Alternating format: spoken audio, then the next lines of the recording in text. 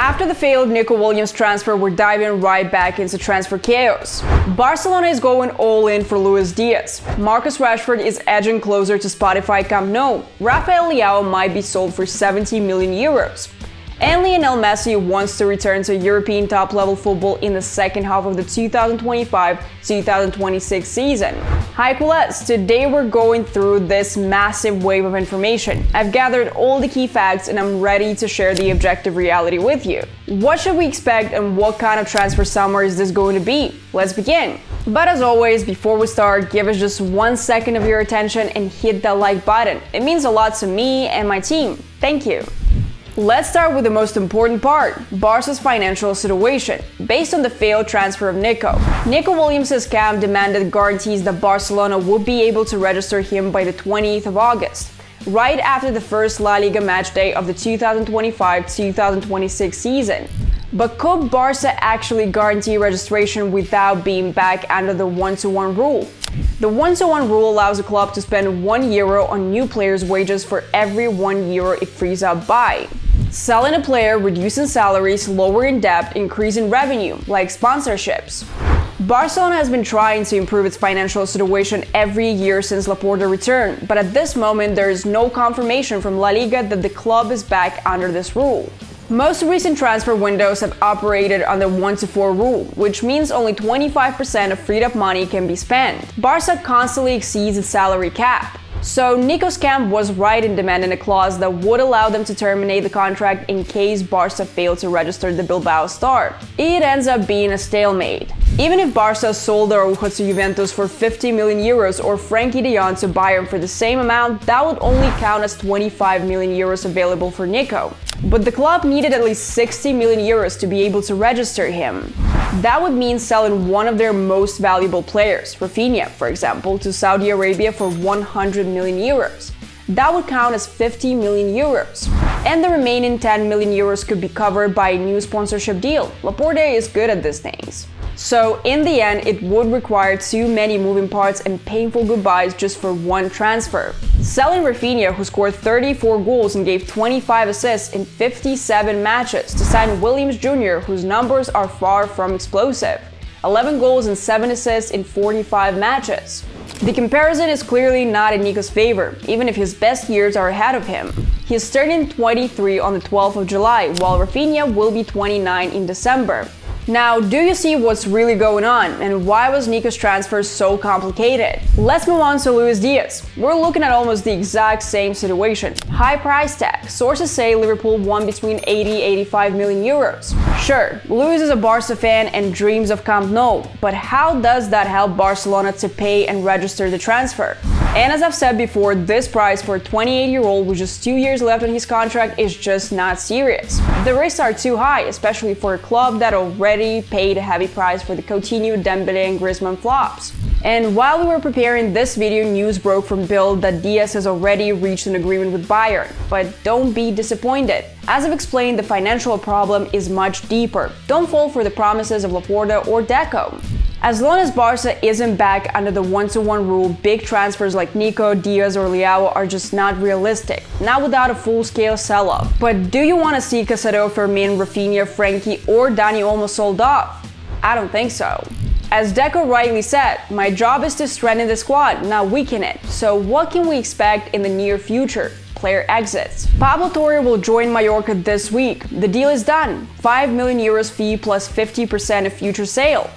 Good luck at your new club, Pablo. Smart move for both parties. Pablo barely got minutes last season despite strong performances. After that, a few key questions remain. First, Andreas Christensen's future. His contract expires next summer. According to Sport Daddy, the 29-year-old center-back has a strong offer from Al Nassr. He is also on the radar of Milan, Juventus and several Premier League clubs, including Manchester United. The club has put its trust in Araujo, so don't expect Barca to start the season with 5 center-backs.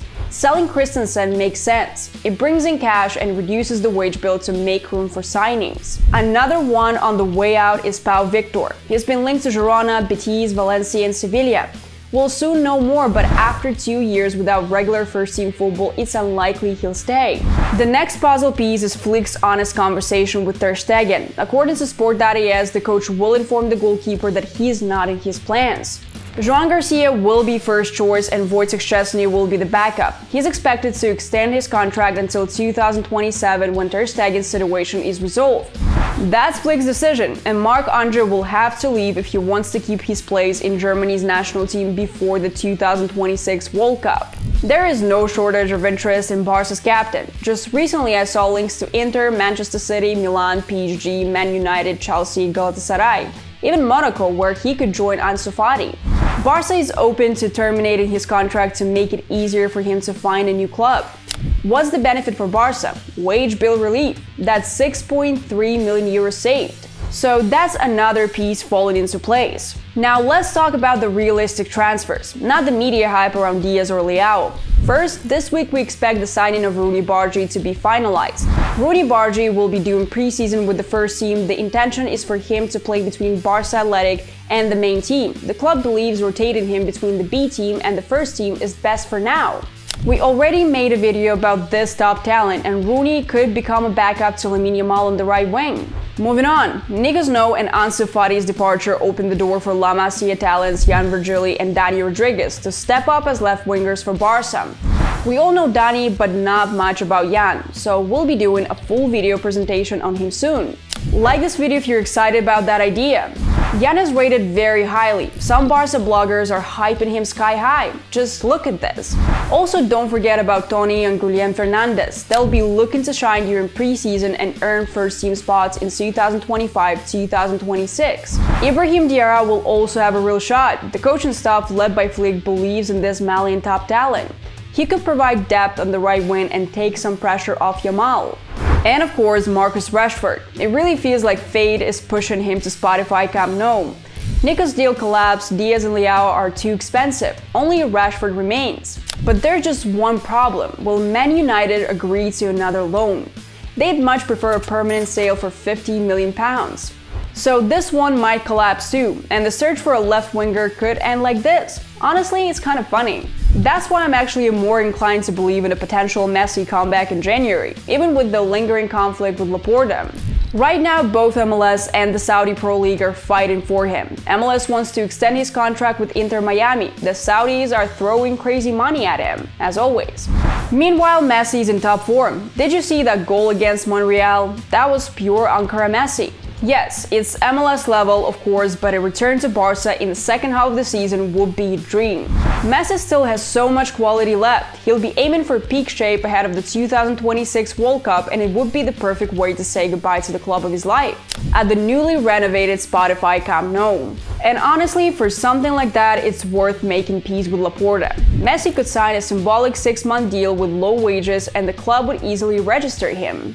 Oh, before I forget, maybe Barca should focus on another problem area instead. How about signing at least one quality fullback? Dumfries, Grimaldo, or maybe better, João Cancelo, who can play both right and left. What do you think about all this stuff? Let me know in the comments. How will this transfer window end for Barca? Who will be signed and who will be sold? I can't wait to read your predictions. And if you want to stay on top of everything Barca, download our app. It has everything. I keep recommending it to you because it's genuinely great. I use it myself. Link will be in the pinned comment. That's it for today. Support this video with a like and subscribe. Next up, preseason begins and it's going to be thrilling. Until then, bye!